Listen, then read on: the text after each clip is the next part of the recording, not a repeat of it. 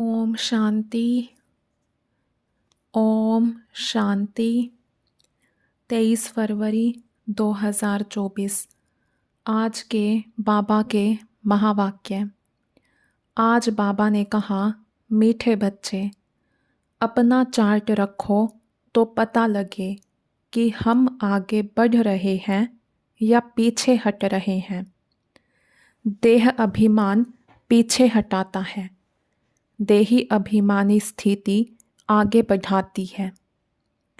प्रश्न: सतयुग के आदि में आने वाली आत्मा और देरी से आने वाली आत्मा में मुख्य अंतर क्या होगा?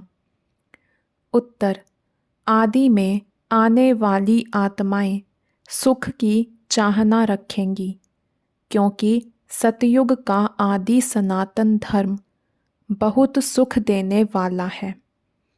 देरी से आने वाली आत्मा को सुख मांगना आएगा ही नहीं, वह शांति शांति मांगेंगे। बेहद के बाप से सुख और शांति का वर्षा हर आत्मा को प्राप्त होता है। ओम शांति। भगवानुवाच।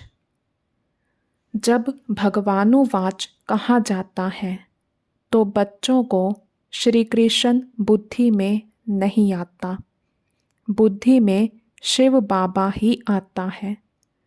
मूल बात है बाप का परिचय देना, क्योंकि बाप से ही वर्षा मिलता है। तुम ऐसे नहीं कहेंगे कि हम शिव बाबा के फॉलोवर्स हैं। नहीं, शिव बाबा के बच्चे हैं। हमेशा अपने को बच्चे समझो। और कोई को यह पता नहीं है कि वह बाप, टीचर, गुरु भी है। तुम बच्चों में भी बहुत हैं जो भूल जाते हैं। यह याद रहे तो भी ओहो सौभाग्य। बाबा को भूल जाते हैं, फिर लौकिक देह के संबंध याद आ जाते हैं। वास्तव में तुम्हारी बुद्धि से और सब निकल जाना चाहिए। एक बाप ही याद रहे। तुम कहते हो तवमेव माताश्च पिता तवमेव। अगर दूसरा कोई याद आता है तो ऐसे नहीं कहेंगे कि सदगति में जा रहे हैं। देह अभिमान में है तो दुर्गति ही होती है। देही अभिमानी हो तो सदगति होती है। कभी नीचे कभी ऊपर चढ़ते उतरते रहते हैं। कभी आगे बढ़ते हैं, कभी पीछे हटते हैं। देह अभिमान में तो बहुत आते हैं। इसलिए बाबा हमेशा कहते हैं, चार्ट रखो तो पता पड़े हम आगे बढ़ रहे हैं या पीछे हट रहे हैं। सारा मदार है याद पर, नीचे ऊपर होते ही रहते हैं। बच्चे चलते चलते थक जाते हैं, फिर रड़ियाँ मारते हैं। बाबा यह होता है, याद भूल जाती है। देह अभिमान में आने से ही पीछे हटते हैं। कुछ ना कुछ पाप करते हैं। याद पर सारा मदार है। याद से आयु बढ़ती है, इसलिए योग अक्षर नामी ग्रामी है। ज्ञान की तो बहुत सहज सब्जेक्ट है।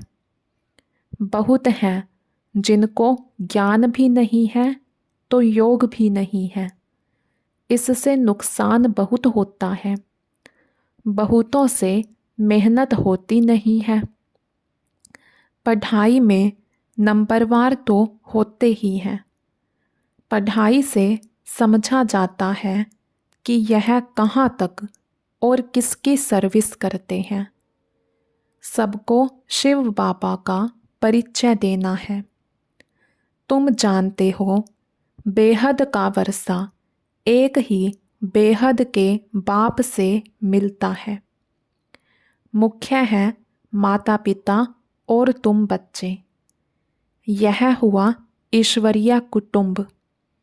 और कोई की भी बुद्धि में यह नहीं होगा कि हम शिव बाबा की संतान हैं, उनसे ही वर्षा लेना है, एक बाप को ही याद करना है, वह भी निराकार शिव बाबा। परिचय ही ऐसे दो। वह तो बेहद का बाप है, उनको सर्वव्यापी कैसे कह सकेंगे? भला उनसे वर्षा कैसे पाएंगे? पावन कैसे बनेंगे? बन ही नहीं सकेंगे। बाप घड़ी घड़ी कहते हैं मन मना भव, मुझे याद करो। यह कोई भी जानते नहीं है। श्री कृष्ण को भी वास्तव में सब नहीं जानते। वह मोर मुकुटधारी यहाँ कैसे आएंगे? यह है बहुत ऊंचा ज्ञान। ऊंचे ज्ञान में ज़रूर थोड़ी डिफ़िकल्टी भी होगी। सहज नाम भी है। बाप से वर्षा लेना तो सहज है ना। बच्चे डिफ़िकल्ट क्यों समझते हैं? क्योंकि बाप को याद नहीं कर सकते। बाबा ने बच्चों को दुर्गति और सदगति का राज भी समझाया है। इस समय सब दुर्गति में जा रहे हैं। मनुष्य मत दुर्गति में ले जाती है। यह है ईश्वरीय मत। इसलिए बाबा कॉन्ट्रास्ट बनवाते हैं। हर एक मनुष्य अपने से पूछे कि हम नरकवासी हैं व स्वर्गवासी हैं। अब सतयुग है कहाँ? परंतु मनुष्य कुछ भी समझते नहीं। सतयुग को भी कल्पना समझते हैं। अनेक मत हैं। अनेक मत से दुर्गति होती है, एक मत से सद्गति होती है। यह तो बहुत अच्छा स्लोगन है। मनुष्य मनुष्य को दुर्गति में ले जाते हैं। एक ईश्वर सभी को सद्गति देते हैं। तो तुम शुभ बोलते हो ना, बाप की महिमा करते हो। वह सर्व का बाप है, सर्व की सद्गति करते हैं। बच्चों को बाप ने बहुत समझाया है। भल प्रभात फेरी निकालो, बोलो हेवनली गॉड फादर हमको यह पद प्राप्त करा रहे हैं। अब नरक का अंत आने वाला है। समझाने में मेहनत तो करनी पड़ती है। एरोप्लेन से पर्चे गिरा सकते हो। हम तो एक ही बाप की महिमा करते हैं। वो ही सर्व का सद्गति दाता है। बाप कहते, बच्चे मैं तुमको सद्गति देता हूँ। फिर तुमको दुर्गति देने वाला कौन? कहा जाता है आधा कल्प है हेवन, फिर हेल। रावण राज्य माना ही आसुरी राज्य, नीचे ही गिरते आते हैं उल्टी रावण की मत से। पतित पावन एक ही बाप है। हम बाप से विश्व का मालिक बन रहे हैं। इस शरीर से भी मोह निकाल देना है। अगर हंस बगुले इकट्ठे होंगे तो मोह कैसे निकलेगा? हर एक की सरकमस्टांस देखी जाती है। हिम्मत है अपना शरीर निर्वाह आपे ही कर सकते हो, तो फिर ज़्यादा झंझट में क्यों फंसते हो? पेट बहुत नहीं खाता है, बस 2 रोटी खाओ और कोई फुरना नहीं।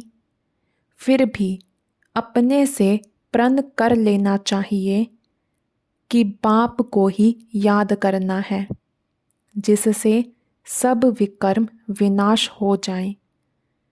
इसका मतलब यह नहीं कि धंधा नहीं करना है। धंधा नहीं करेंगे तो पैसा कहाँ से आएगा? भीख तो नहीं मांगना है। यह तो घर है, शिव बाबा के भंडारे से खाते हैं।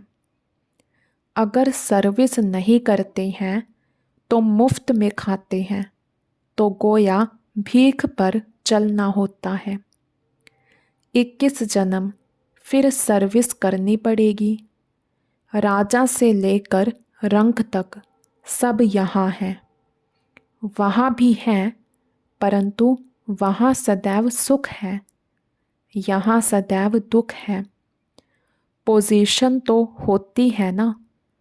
बाप से पूरा योग रखना है, सर्विस करनी है, दिल से पूछना है कि हम यज्ञ की कितनी सेवा करते हैं।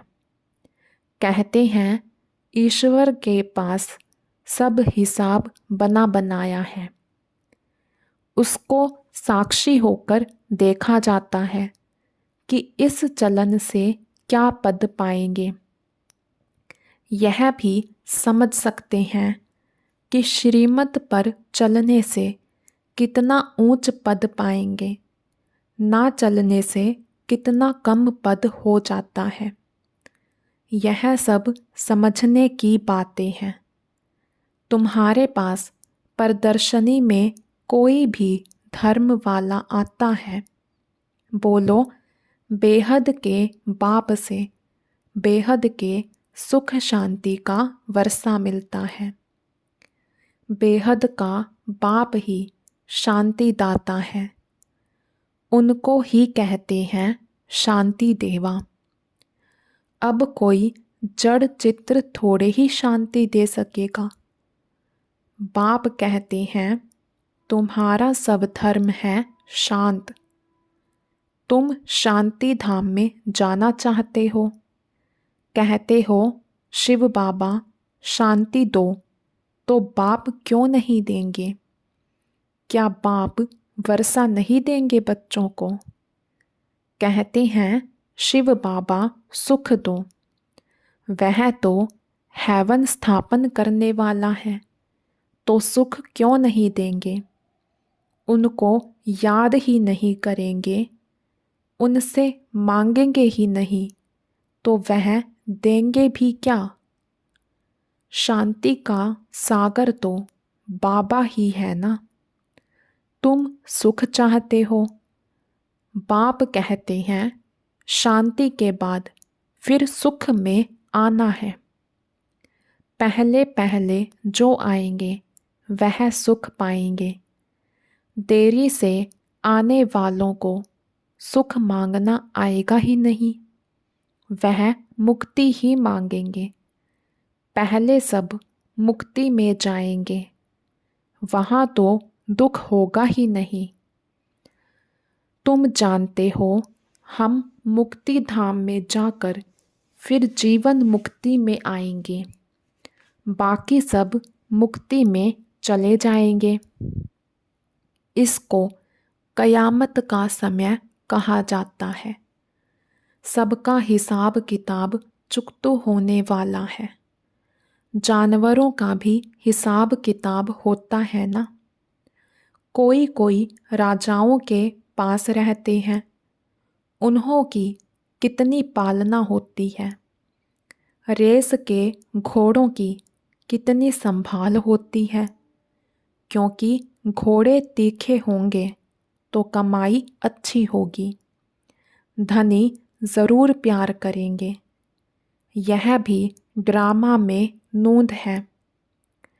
वहाँ यह होते ही नहीं। यह रेस आदि बाद में शुरू हुई है। यह सारा बना बनाया खेल है। सृष्टि के आदि मध्य अंत को भी अब तुम जान गए हो।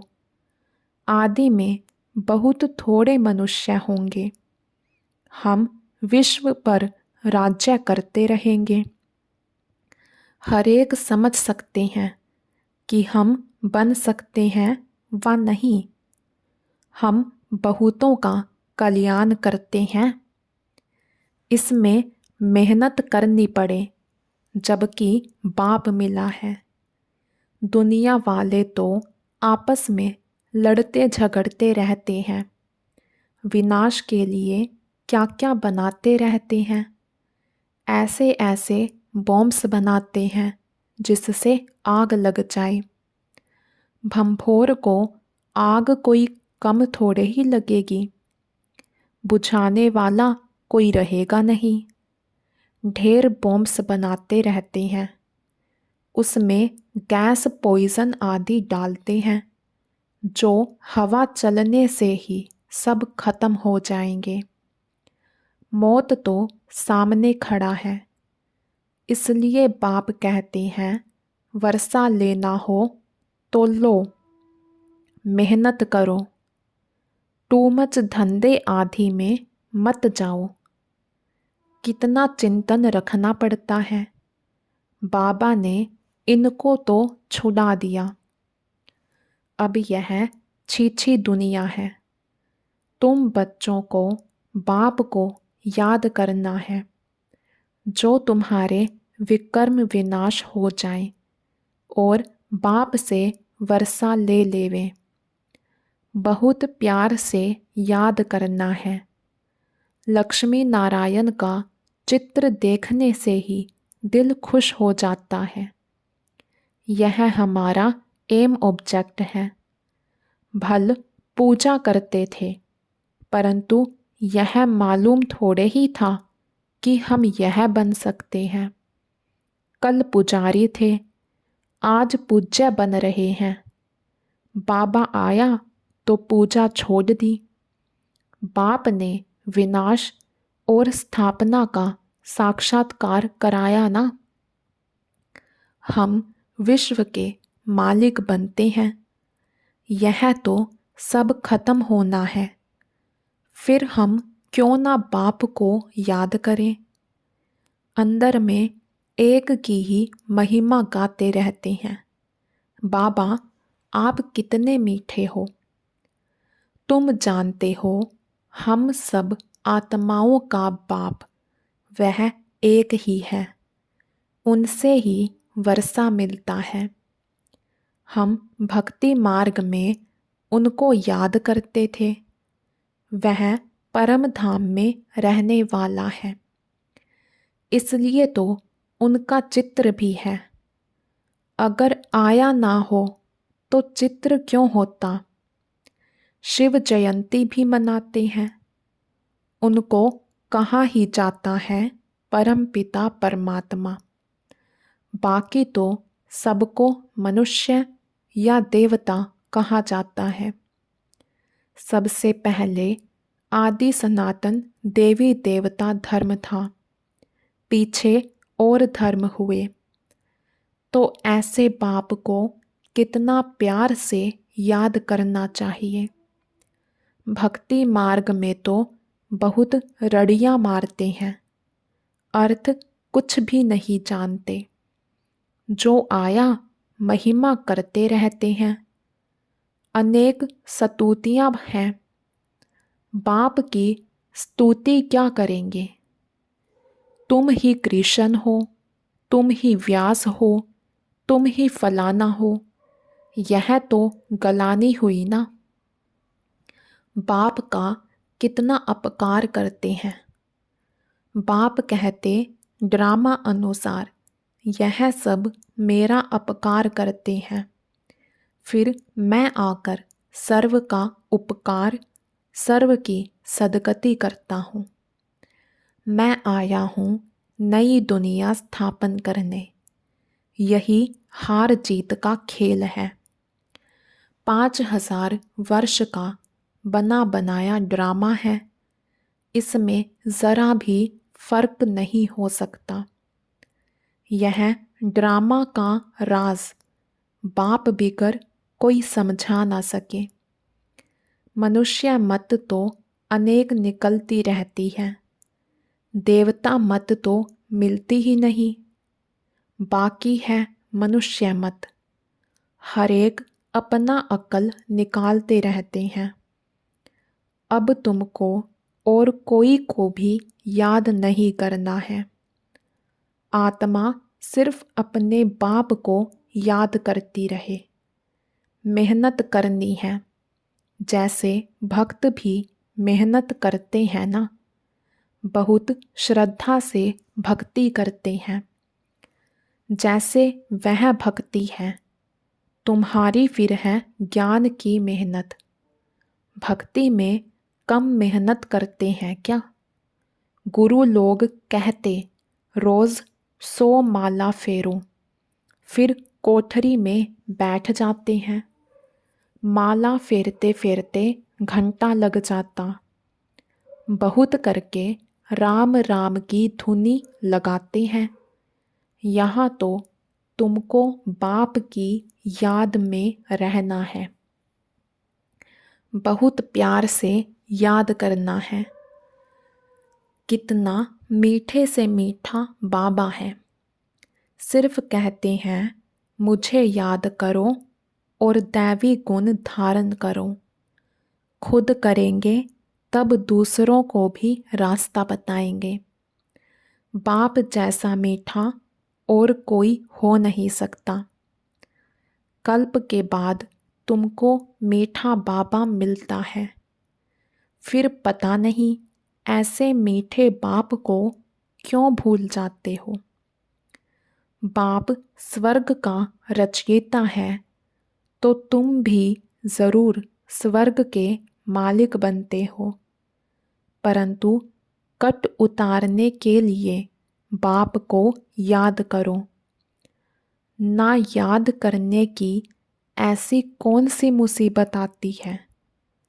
कारण बताओ, क्या बाप को याद करना डिफ़िकल्ट है? अच्छा, मीठे मीठे लक्की सितारों प्रति मात पिता बाप दादा का याद प्यार और गुड मॉर्निंग। रूहानी बाप की रूहानी बच्चों को नमस्ते। हम रूहानी बच्चों की रूहानी बाप दादा को दिल व जान शिकवा प्रेम से नमस्ते जी, नमस्ते जी। धारणा के लिए मुख्य सार। फर्स्ट पॉइंट, शरीर निर्वाह अर्थ कर्म ज़रूर करो, लेकिन टू मच झंझटों में नहीं फंसना है।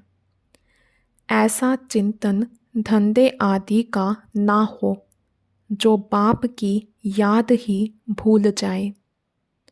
सेकंड पॉइंट, अनेक मनुष्य मतों को छोड़ एक बाप की मत पर चलना है। एक बाप की महिमा गानी है। एक बाप को ही प्यार करना है। बाकी सबसे मोह निकाल देना है। वरदान, बेहद की वैराग्य वृत्ति द्वारा पुराने संस्कारों के वार से सेफ रहने वाले मास्टर नॉलेजफुल भव। बेहद की वैराग्य वृत्ति द्वारा पुराने संस्कारों के वार से सेफ रहने वाले मास्टर नॉलेजफुल भव। पुराने संस्कारों के कारण सेवा में व संबंध संपर्क में विघ्न पड़ते हैं। संस्कार ही भिन्न भिन्न रूप से अपनी तरफ आकर्षित करते हैं। जहाँ किसी भी तरफ आकर्षण है, वहाँ वैराग्य नहीं हो सकता। संस्कारों का छिपा हुआ अंश भी है तो समय प्रमाण वंश का रूप ले लेता है, परवश कर देता है। इसलिए नॉलेजफुल बन बेहद की वैराग्य वृत्ति द्वारा पुराने संस्कारों, संबंधों, पदार्थों के वार से मुक्त बनो तो सेफ रहेंगे।